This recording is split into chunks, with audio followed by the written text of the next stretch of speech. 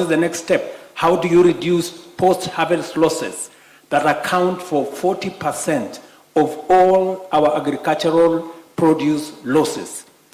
We need aggregation, we need value addition, we need cold rooms, we need processing, and we need to access the market.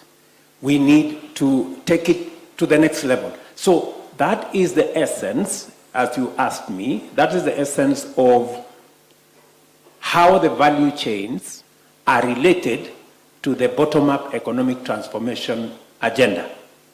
And we have had many meetings on all the value chains. We have had a conversation, for example, about housing. You know, housing is not a new program. We started this housing agenda in 2018. And unfortunately, we didn't get the results we were looking for because we were unable to make some difficult decisions, which we intend to make this time round. And I hope that we can do this together with the private sector. That's why this meeting is very important. This meeting is important because we have the Kenya Association of Manufacturers. We have KEPSA in our midst. We have Kenya National Chamber of Commerce in our meeting. These three organizations have already opposed my plan on housing. And I'm asking myself, good people, yeah? The interventions we are making is so that we can promote manufacturing. How can the Kenya Association of Manufacturers be opposing manufacturing?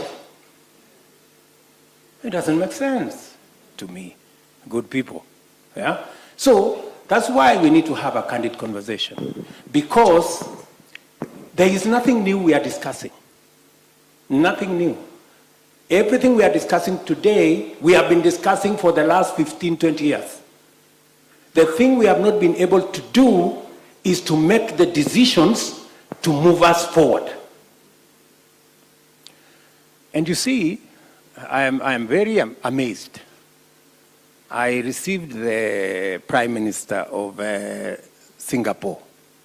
The great place we keep talking about. Oh, you know, Singapore, they were with us. You know, they were we were all in 1960. We were the same level. Today, Singapore is in the first world.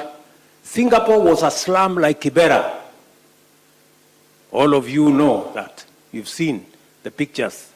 Singapore was like Kibera. But they made some difficult decisions. And that is why they are where they are, and we are where we are. It is as simple as that.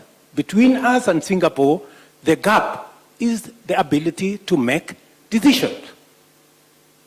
So how can we be celebrating Singapore? You know, they managed to overcome the housing challenge.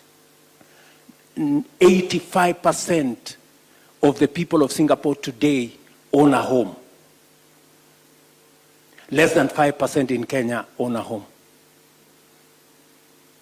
Right? So we are celebrating Singapore because they made a decision on housing. We don't want to make the decision in housing, and yet we want to become like Singapore. How is that going to happen? Not even by miracles, my friends. So I would really want to listen to us, you know, because, I hope I'm not being a bully. I'm just, maybe I should just say this slowly. I really want us as governments.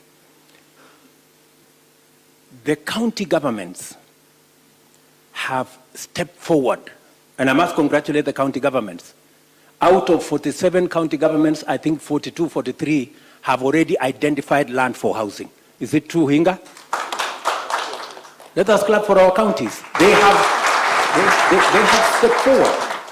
You know, we have cracked the numbers.